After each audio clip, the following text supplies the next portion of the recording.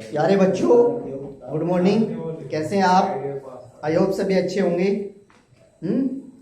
आशा करते हैं जैसे मौसम बारिश का हो रहा है, आप इसका लुत्फ उठा रहे होंगे। उठाते रहिए। चलिए साथ ही साथ पढ़ते भी रहिए। आज की क्लास को स्टार्ट करते हैं। कौन सा लेसन चल रहा था हमारा? विद्युत चल रहा था। अब उस विद्युत में आगे का जो टॉपिक है आज उसके ऊपर डिस्कस करते हैं। क्या दे रखा है? विद्युत ऊर्जा का तापीय प्रभाव। देखिए, विद्युत ऊर्जा का तापीय प्रभाव क्या होता है? जो एसी मेंस होते हैं, हमारे विद्युत उपकरण होते हैं, उन उपकरणों में जब इलेक्ट्रिसिटी प्रवाहित की जाती है, विद्युत प्रवाहित की जाती है, तो कुछ पार्ट ऊर्जा का कार्य करने में व्यय हो जाता है, कुछ भाग ऊर्जा का कार्य करने में परिवर्तित हो जाता है तथा शेष भाग ऊर्जा का ऊष्मा के रूप में परिवर्तित हो जाता है।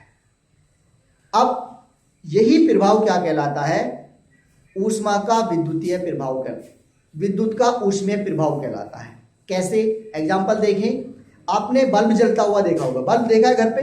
बल्ब के आप ऊपर हाथ लगा के देखेंगे तो आपको एक तो बल्ब की जो एनर्जी है वो लाइट की फॉर्म में आ रही है, आपको सारे में प्रकाश दे रहा है, वो कार्य कर रहा है उसका। दूसरी जो एनर्जी है बल्ब की, जो विद्युत ऊर्जा उसके अंदर हम फ्लो कर रहे हैं, वो हीट के रूप में कन्वर्ट होती है। आप जब उसके ऊपर हाथ लगाते हैं देखेंगे कि बल्ब गर्म हो रहा है। कैसा हो रहा है? गर्म हो रहा है। सिमिलरली आपने फैन देखा होगा। फैन भी ऐसे होता है, मोटर भी ऐसे होते हैं। जितने भी इलेक्ट्रॉनिक गैजेट्स होती हैं वो एनर्जी को तीन प्रकार से डिवाइड करती हैं। एक कार्य के रूप में जो वर्क हो रहा है उसका, दूसरा लाइटिंग के रूप में। लाइटिंग आपने देखा होगा, जब तार लगाते हैं तो चिंगारी निकलती है, वहां से देखा होगा आवाज आती है, साउंडिंग की फॉर्म में भी कन्वर्ट होती है और लाइटिंग की फॉर्म में भी कन्वर्ट होती है, मतलब प्रकाश के रूप में भी परिवर्तित होती है। साउंड, आवाज भी आता है साउंड के रूप में भी। जो पंखा घूम रहा है, घूमते घूमते आवाज करता है पंखा, वो विद्युत की ही एनर्जी का उपयोग हो रहा है। जहां से साउंड आ रहा है, इलेक्ट्रिसिटी फ्लो करी, मोटर होता है, इलेक्ट्रिक मोटर आपने देखा होगा घर पे। अमूमन गांवों में जो इंजन होता है, समरसेबल या कुट्टी काटने वाला इंजन होता है, आप उसे देखते हैं तो देखते होंगे बहुत तेजी से आवाज करता है। विद्युत मोटर बहुत तेजी से आवाज करता है। तो जो एनर्जी हम उसे दे रहे हैं, उसी एनर्जी का वो भाग कार्य करने में ही प्रयोग कर रहा है। कार्य करने में मतलब घूम रहा है, एक कार्य हो गया उसका। दूसरा, जो मोटर है इलेक्ट्रिक मोटर, वो कुछ समय बाद हीट होने लगती है, गर्म होने लगती है, तो किसमें? हीटिंग में कन्वर्ट हो रहा है। तीसरा, जब आप उसका तार लगाते हैं, विद्युत मोटर का तार लगाते हैं, आपने देखा होगा वहां से लाइटिंग उत्पन्न होती है, प्रकाश निकलता है, तो लाइटिंग के रूप में कन्वर्ट होता है। दूसरा, आपने नेक्स्ट देखा होगा आपने, विद्युत मोटर किसमें कन्वर्ट होता है? हमारा साउंडिंग एनर्जी में भी यही कन्वर्ट होती है। आवाज कितनी तेज आती है, तो जो इलेक्ट्रिसिटी आप उसके अंदर पास कर रहे हैं, वही इलेक्ट्रिसिटी उसमें डिफरेंट रूप के अंदर आपको प्राप्त होती है। तो विद्युत ऊर्जा का जो भाग ऊष्मा के रूप में परिवर्तित हो जाता है, उसे क्या कहते हैं हम? विद्युत धारा का ऊष्मीय प्रभाव कहलाता है। अलग अलग बॉडी के लिए, अलग अलग इलेक्ट्रॉनिक गैजेट्स के लिए, अलग अलग उपकरणों के लिए इसका मान अलग अलग होता है। जैसे इस्त्री होती है, इस्त्री समझते हैं? इस्त्री वो नहीं, ये वाली इस्त्री नहीं। कौन सी इस्त्री? प्रेस, जिसे प्रेस कहते हैं, वो इस्त्री आपने देखा होगा। प्रेस में सारी की सारी एनर्जी किसमें कन्वर्ट होती है? हीटिंग एनर्जी में कन्वर्ट हो जाती है। आपने देखा होगा, हीट आती है, लगा के देख लेना, आज प्रेस का स्विच लगाना और हाथ पे लगा के देखना, आपको पता चल जाएगा हीटिंग एनर्जी में कन्वर्ट हो रही है या नहीं हो रही है। चलिए इसमें अब नेक्स्ट टॉपिक स्टार्ट करते हैं आज। इसमें क्या है हमारा? आगे है जूल का तापन नियम। जूल एक साइंटिस्ट का नाम है। जूल ने क्या बताया था? जूल ने बताया था कि किसी परिपथ में जो करंट फ्लो होती है, उस परिपथ में, जैसे परिपथ कह दीजिए, उपकरण कह दीजिए, किसी उपकरण के अंदर जो करंट फ्लो हो रही है उसका कितना भाग हीट के अंदर कन्वर्ट होता है, हीट में परिवर्तित होता है। ये किसने बताया था? जूल ने बताया था। इसलिए हम इसे क्या कहते हैं? जूल का तापन नियम कहते हैं।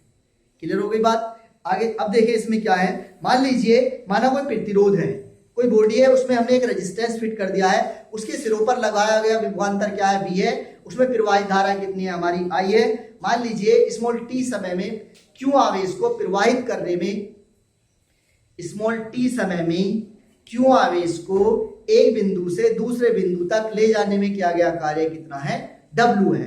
तब विभवांतर की परिभाषा से क्या होता है, V बराबर W अपॉन Q, या W बराबर किसके हो जाएगा, V इंटू Q के बराबर।